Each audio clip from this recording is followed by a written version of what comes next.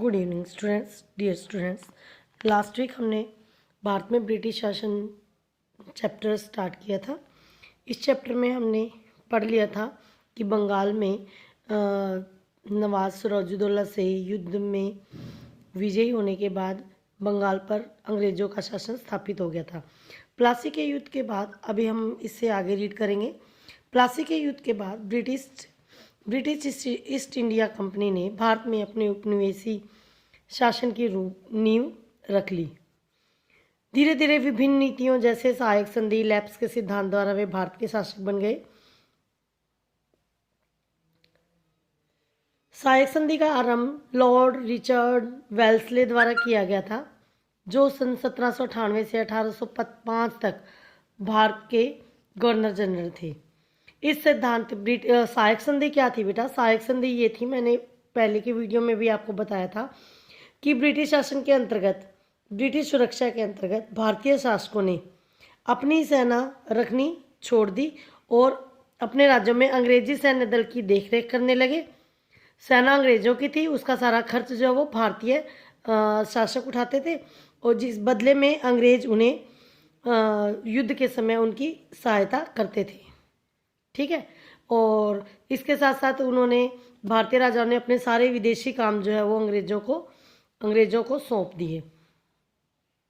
ये तो थी सहायक संधि। इसके अलावा एक और नीति लागू की, लैप्स की नीति। लैप्स की नीति के अनुसार ये था कि यदि कोई राजा निसंतान मर जाता है तो उसका राज्य जो है अंग्रेजों के अधिकार में चला जाएगा। अतः किसान, व्यापारी, राजा आदि ब्रिटिश सरकार से संतुष्ट नहीं थे। ब्रिटिशों को भारत से बाहर निकालना चाहते थे। सन 1857 का विद्रोह को भारत का प्रथम स्वतंत्रता का प्रथम युद्ध कहा जाता है। यह हमारे इतिहास का महत्वपूर्ण सीमा चिन्ह है।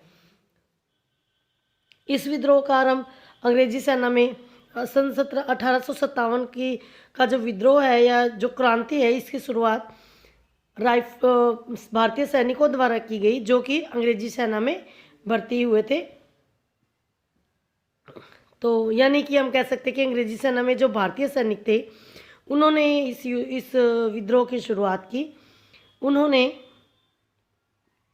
अंग्रेजों द्वारा एक नई राइफल जो है वो लाई गई और उन राइफल में जो कारतूस डाले जाते थे, अफवाह फैल गई थी कि उन कारतूसों में गाय और सुअर की चर्बी की परत चढ़ाई गई है और कारतूसों को बंदूक में डालने से पहले इनका जो वो कवर था उसे मुंह से खोलना पड़ता था।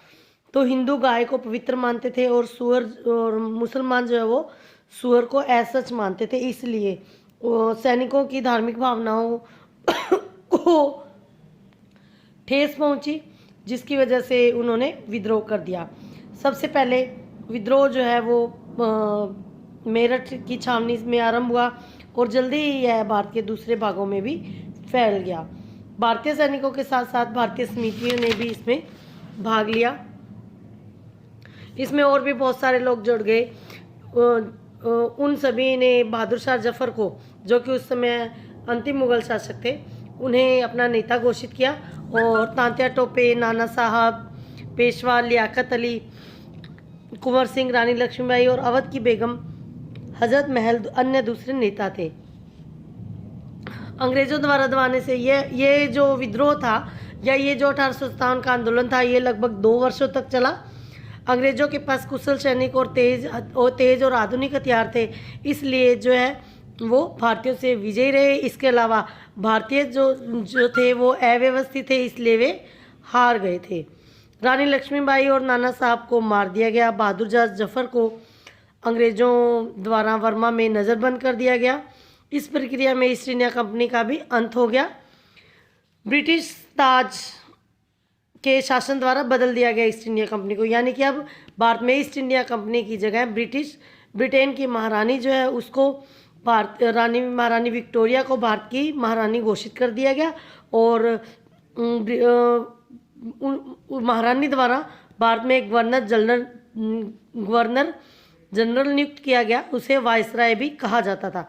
परंतु भारतीयों की दशा में कोई बदलाव नहीं आया। इससे शासन जरूर बदल गया था। अब ईस्ट इंडिया कंपनी की जगह जो है महारानी विक्टोरिया का शासन स्थापित हो चुका था, लेकिन उसमें कोई भी बदलाव नहीं आया। सन 1857 के विद्रोह से भारतीयों में स्वतंत्र होने की इच्छा जागृत हुई। उन्हें विश्वास था कि यदि वे एक होकर लड़ेंगे तो ब्रिटिशों को बाहर भगाने में समर्थ होंगे। स्टूडेंट्स, ये टॉपिक हम यहीं कंप्लीट करते हैं। नेक्स्ट टॉपिक नेक्स्ट वीडियो में कंप्लीट करेंगे। Stay home, stay safe.